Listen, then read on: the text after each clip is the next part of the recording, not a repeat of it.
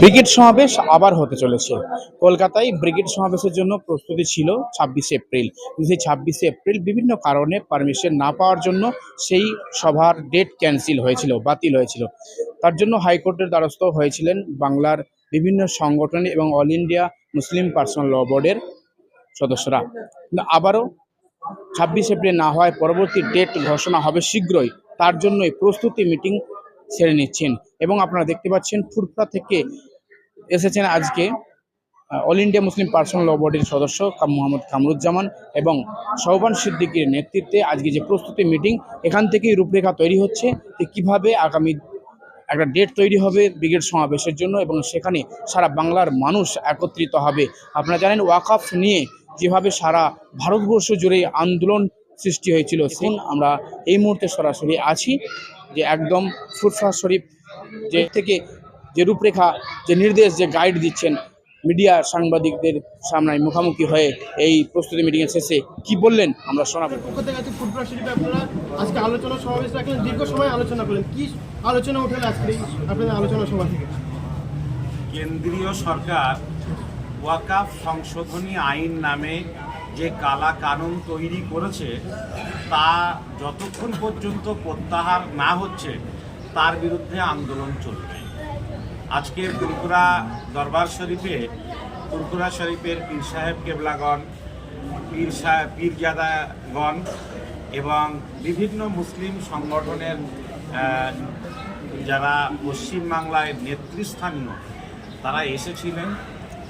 বেলা 2টো থেকে আমরা ফুরফুরা শরীফের পীর আল্লামা ইমরানউদ্দিন সিদ্দিকী সাহেবের সভাপতিত্বে এখানে দীর্ঘ আলোচনা হয়েছে। প্রায় 3 ঘন্টা আলোচনার পরে আজকে সিদ্ধান্ত হয়েছে যে পশ্চিমবাংলার মানুষের সম্মিলিত প্রতিবাদ কলকাতার ব্রিগেড প্যারেড গ্রাউন্ডে ইনশাল্লাহ অনুষ্ঠিত হবে। যত দ্রুত সম্ভব প্রশাসনের সঙ্গে কথা বলে দিন ধার্য করে এবং দিনের জায়গার অনুমতি নিয়ে খুব তাড়াতাড়ি তা আমরা পশ্চিমবাংলার মানুষকে ইনশাল্লাহ জানাতে পারব। এ বিষয়ে ফুরফুরা শরীফের পীরজাদাগণ এবং রাজ্যের বিভিন্ন মুসলিম সংগঠন গোটা বাংলায় তারা সক্রিয় প্রতিবাদ এবং প্রচেষ্টা চালিয়েছেন। এই প্রচেষ্টায় ফলে গোটা বাংলা খুব অল্প দিনে কলকাতার ব্রিগেড প্যারেড গ্রাউন্ড সমাবেশ সফল করার জন্যে তারা অত্যন্ত দৃঢ়তার সঙ্গে গোটা বাংলা জেগে উঠেছে। আমরা গোটা বাংলার মানুষকে জানাতে চাই, আপনারা হতাশ হবেন না। আপনারা জানেন যে ব্রিগেডের সভা করার জন্যে আমরা শেষ পর্যন্ত কলকাতার মহামান্য আদালতের দ্বারস্থ হয়েছি। আদালত এবং বর্তমান পরিস্থিতি সব কিছু মূল্যায়ন করে একটু সাময়িক পিছিয়ে তারিখটা পরিবর্তন করে পিছনের দিকে আসতে হয়েছে। তার মানে ব্রিগেড সমাবেশ হবে না এটা নয়। আমরা বাংলার সমস্ত সংগঠক ভাইদেরকে অনুরোধ করেছিলাম যে আপনারা যারা যারা কলকাতার ব্রিগেড সমাবেশে আসার জন্যে গাড়ি ভাড়া করেছিলেন, আপনারা গাড়িগুলো শুধুমাত্র ওই দিন আসতে হবে না, তাদের যে টাকা দেওয়া আছে সেটা আপনারা ফেরত নেবেন না, ব্রিগেড সমাবেশেই আসবেন। দ্রুত পরবর্তী দিন ধার্য হবে এবং সেই দিনে আপনারা কলকাতায় ওই গাড়িতে করেই আসবেন। আজকের যেটা আলোচনা হয়েছে যে অল ইন্ডিয়া মুসলিম পার্সোনাল ল বোর্ডের ব্যানারেই ইনশাআল্লাহ ব্রিগেড সমাবেশ হবে। বাংলার সমস্ত মানুষকে নেওয়ার জন্যে, সমস্ত সংগঠনকে নেওয়ার জন্যে ফুরফুরা শরীফের দায়িত্বশীল পীর সাহেবগণ, পীরজাদাগণ তারা অত্যন্ত উদারতার সঙ্গে চাইছেন যে না, এই বৃহত্তর স্বার্থে আমরা সব ঐক্যবদ্ধভাবেই প্রচেষ্টা চালাবো। আমি অল ইন্ডিয়া মুসলিম পার্সোনাল ল বোর্ডের একজন নগণ্য সদস্য হিসাবে আমি এসে আবেদন রেখেছি। যতবার ততবারই আমার কথায় তারা সাড়া দিয়েছেন। আমি বিগত দিনেও জানিয়েছি অল ইন্ডিয়া মুসলিম পার্সোনাল ল বোর্ডের জেনারেল সেক্রেটারি, মহতারাম সভাপতি এবং অন্যান্য দায়িত্বশীলদের পশ্চিমবাংলা সফরে এলে ফুরফুরা শরীফেও আসবেন এবং ফুরফুরা শরীফের পীর সাহেবদের যথাযথ মর্যাদা দেওয়ার জন্যে এই অর্গানাইজিং কমিটিতে যেমন জয়েন্ট কনভেনার হিসাবে ফুরফুরা শরীফের দায়িত্বশীল ভাইজানদেরকে সেখানে রাখা হবে। এবং আমি অল ইন্ডিয়া মুসলিম পার্সোনাল ল বোর্ডকেও জানাবো যে ফুরফুরা শরীফের থেকে প্রতিনিধি অবশ্যই অল ইন্ডিয়া মুসলিম পার্সোনাল ল বোর্ডে স্থায়ী সদস্য হিসাবে রাখতে হবে। এটাও আমি অবশ্যই জানাবো, দায়িত্ব নিয়েছি। আজকে লিখিতভাবে রেজুলেশন হয়েছে, সেই রেজুলেশন আমরা আজকে রাত্রেই দিল্লিতে পাঠিয়ে দেবো ইনশাল্লাহ, এবং খুব তাড়াতাড়ি সভা সমাবেশ করার জন্য। এবং আজকে আমাদের ফুরফুরা শরীফে বিভিন্ন সংগঠনের মানুষেরা, বিভিন্ন মাসরাকের মানুষেরা তারা এসেছিলেন। এসে আমাদের ওয়াকফ যে কালা কানুন পাস হয়েছে সেটা নিয়ে একটা আলোচনা হলো, যে আমাদের একটা সভা করার কথা ছিল ব্রিগেডে, সেটা নিয়ে বিভিন্ন প্রোপাগান্ডা আপনারা শুনছিলেন। কারো পছন্দ হচ্ছে, কারো পছন্দ হচ্ছে না, কেউ জানিয়েছে, কেউ জানায়নি।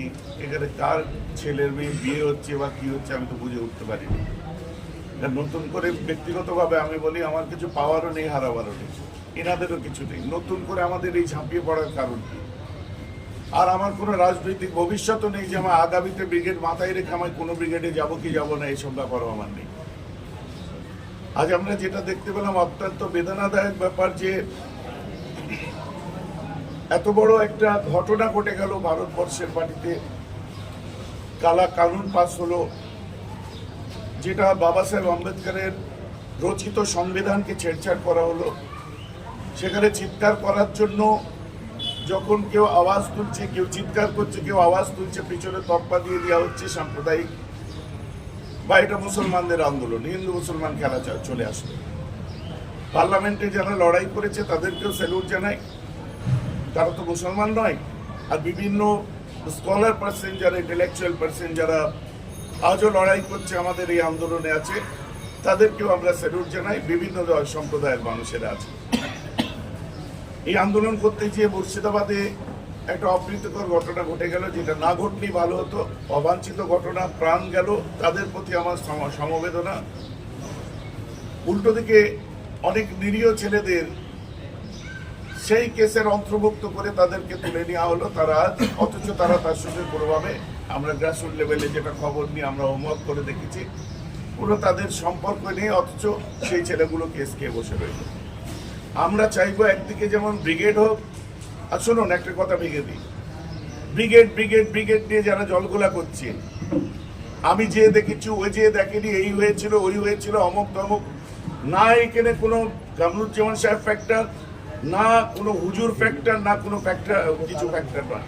আমরা হুজুররা, কামরুজ্জামান সাহেব এবং বিভিন্ন দলমতের মানুষ, বিভিন্ন সংগঠন এক জায়গায় হয়েছে, কারণ সওয়ালটা কম এসেছে। এখানে ব্যক্তিগত সব স্বার্থ ত্যাগ করে দিয়ে, ক্রোধ গ্লানি ত্যাগ করে দিয়ে, আমার মনে হয় যে এই জায়গাটায় যদি না ঝাঁপিয়ে পড়া হয়, কাল আল্লাহর কাছে আমাদেরকে মুখ দেখাতে হবে। বাকি রইল উৎপাটন, যে সমস্ত কথাবার্তাগুলো উড়ে কানে আসছে, এসবের আমি চুল পরিমাণ গুরুত্ব দিই না। যে এই হলে ওই হবে, ও থাকলে ওই হবে, অমুক থাকলে অমুক হবে, এসব বাচ্চাদের ওই হাঁড়ি কাছে খেলা, ওসব গুরুত্ব দিই না আমি। বাকি আমরা যে আজ এখানে বসলাম, ব্রিগেড পারমিশন হবে, ব্রিগেড করব।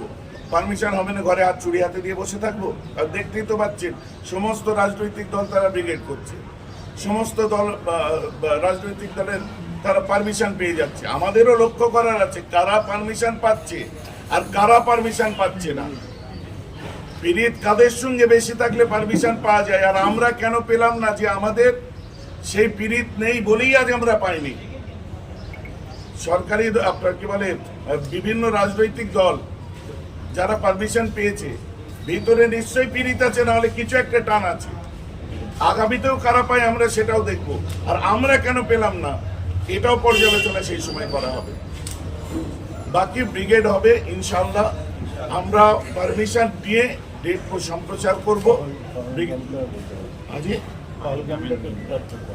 তো এটা আমরা আলোচনা করে মাফ করবেন, পারমিশন নিয়ে আমরা সম্প্রচার করব। আমাদের এত আশ্বাস দেওয়ার পরে হঠাৎ করে কোথার থেকে কি হলো জানি না।